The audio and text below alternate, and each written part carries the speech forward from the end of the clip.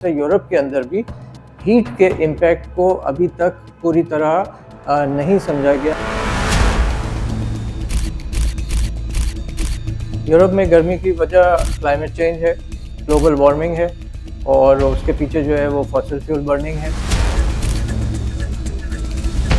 इस गर्मी का जो है बिल्कुल ना तो लोगों को आदत है, ना जो मटेरियल इस्तेमाल किए गए हैं वो इस हीट के लिए इस्तेमाल बनाए गए हैं।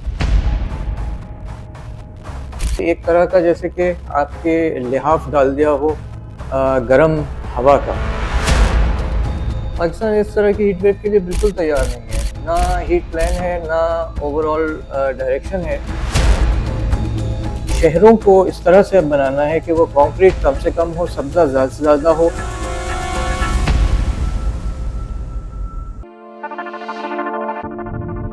यूरोप में गर्मी की वजह क्लाइमेट चेंज है, ग्लोबल वार्मिंग है और उसके पीछे जो है वो फॉसिल फ्यूल बर्निंग है, यानी कि कोल और गैस और पेट्रोल ये जो है जलता रहा है। इससे हीट वेव्स जनरेट हो रही हैं और ये पूरे शहरों को कवर कर रहे हैं। तो यूरोप में क्योंकि गर्मी कुछ हद तक नहीं जाती है, ज़्यादा से ज़्यादा जो है वो 20s में चली जाती है, 30s में, और ये सिर्फ आजकल है कि जो हमने देखा है कि पीक सीज़न के अंदर अब वो 40 क्रॉस करने लगा है, यहाँ तक कि कई रिकॉर्ड टूट गए हैं। तो इस गर्मी का जो है बिल्कुल ना तो लोगों को आदत है, ना जो मटेरियल इस्तेमाल किए गए हैं वो इस हीट के लिए इस्तेमाल बनाए गए हैं, डिज़ाइन किए गए हैं। लिहाजा आपको इस तरह की चीज़ें नज़र आ रही हैं कि रोड जो है वो पिघल गई 40 डिग्रीज पे, 41 डिग्रीज पे। ये मटेरियल का डिफरेंस है, वो उसको जो है उन्हें मॉडिफाई करना पड़ेगा। इस तरफ असल में जो हुकूमतें हैं वो ध्यान नहीं दे रही हैं। हाँ, हुकूमतों के पीछे इंटरेस्ट भी होते हैं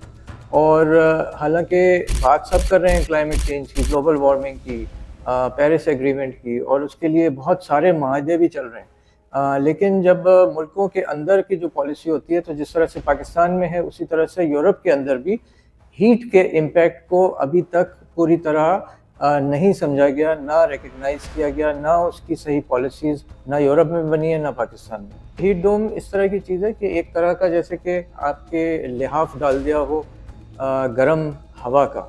तो ये जो है ये मौसम के धारे हैं, हवा के धारे हैं जो कि बड़े बड़े, जो कि जेट स्ट्रीम, जो कि दुनिया के गिर्द एक हवा का चक्कर जो है वो इसको जो है ना कभी बढ़ा देता है, कभी कम कर देता है, कभी ये एक इलाके में चले जाती है, कभी दूसरे में, लेकिन ये घूमता रहता है। उसी से जो जगह पैदा होती है, वैक्यूम पैदा होता है, वो इस तरह की फॉर्मेशंस बनाता है जिसमें कि गर्म हवा जो है वो नीचे की हवा को हाई प्रेशर की उसको दबा देती है। तो पूरे शहर जो हैं उसके अंदर आ जाते हैं और ऊपर से हाई प्रेशर हवा जो है वो उसको दबाए हुए होती है। अगर यूँ देखें कि ओवरऑल क्लाइमेट चेंज और ग्लोबल वार्मिंग की वजह से जो ये हवाएं जो हैं, समंदर अलग गर्म हो रहा है, हवाएं जो गर्म हो रही हैं, सो वो मौसम पे सबसे ज़्यादा असरअंदाज होती हैं। तो ये हीट डोम्स जो हैं ये पाकिस्तान में भी हैं। एग्जैक्टली यही सिचुएशन पाकिस्तान में भी होती है कि गर्म हवा जो है वो ट्रैप हो जाती है शहर के ऊपर और हाई प्रेशर उसको दबाए हुए होता है, और ये इतने बड़े एरिया पे होता है कि पूरे शहर इसके अंदर आ जाते हैं। सो पाकिस्तान में तो 60 डिग्रीज तक हमने हीट इंडेक्स, क्योंकि ह्यूमिडिटी भी उसमें शामिल है। इसी तरह से यूरोप में अगर आप यूके ले लें, तो वहाँ पे जो है इतनी ज़्यादा ह्यूमिडिटी है समंदर की वजह से कि वो हीट इंडेक्स जो है ना वो अब वो 40s में वहाँ पे चला गया है। पाकिस्तान इस तरह की हीट वेव के लिए बिल्कुल तैयार नहीं है, ना हीट प्लान है, ना ओवरऑल डायरेक्शन है। जो हीट अलर्ट्स इशू होते हैं और उसकी बेसिस पे कुछ वार्निंग्स इशू होती हैं, लेकिन उससे बढ़ के शहर के लेवल पे अच्छा निज़ाम जो आपको कूलिंग सेंटर्स दे, जो शहर को ठंडा करने की और साया बढ़ाने की उसके अंदर तरजीहात मौजूद हो, ऐसी कोई चीज़ जो है वो नहीं है। सबसे पहले तो एक हीट प्लान बनता है हर शहर का, और एक नेशनल लेवल पे भी हीट स्ट्रेटजी बनेगी जो कि उसको डायरेक्शन देगी। ये तमाम मुल्कों में, बहुत से मुल्कों में ये बना हुआ है। शहर के लेवल के ऊपर जो है एक हीट का ऑफिस या डिपार्टमेंट होना ज़रूरी है, जो कि शहर को ठंडा करने के, लोगों की मेडिकल अटेंशन उनको मिल रही है कि नहीं, अस्पताल तैयार हैं कि नहीं, इसको हम कहते हैं एक हीट मैनेजमेंट प्लान या कूलिंग प्लान। तो कराची का भी हमने कूलिंग प्लान एक बनाया हुआ है, इंशाल्लाह उसको अगले साल हम इम्प्लीमेंट करेंगे।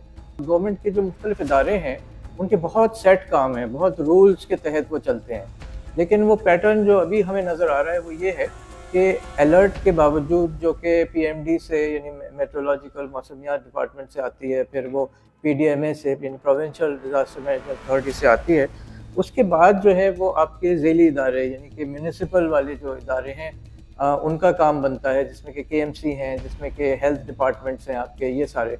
तो इन सब के रोल्स बनते हैं और आपको शहरों को इस तरह से अब बनाना है कि वो कंक्रीट कम से कम हो, सब्ज़ा ज़्यादा से ज़्यादा हो, उनको ठंडा करना है, उसके अलावा साए वाली जगहों को बढ़ाना है। क्लाइमेट चेंज की वजह से हर साल जो है वो गर्मी बढ़ती जा रही है। कराची में जो है रात का जो सुबह का जो लोएस्ट टेम्परेचर होता है ये 2 डिग्री एवरेज पिछले सालों में बढ़ चुका है।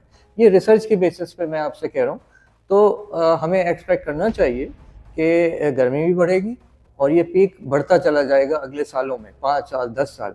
तो इसकी आपको तैयारी करनी है कि आपके घर मज़ीद जो है वो ठंडे रहें। अगर आपकी छत गर्म हो जाती है, उसको आप ठंडा करवाएँ, तो ये आपको अगले 5-10 सालों में जो है हर तरह का बिल आपका कम हो जाएगा, क्योंकि एक तरफ आप एसी चलाते हैं तो वो आपको उसका बिल कम हो जाएगा या ज़रूरत नहीं पड़ेगी। और असल में तो घरों की साख्त ऐसी होनी चाहिए कि एनर्जी एफिशिएंसी के हवाले से घर जो है वो अपने आप को खुद ठंडा करे।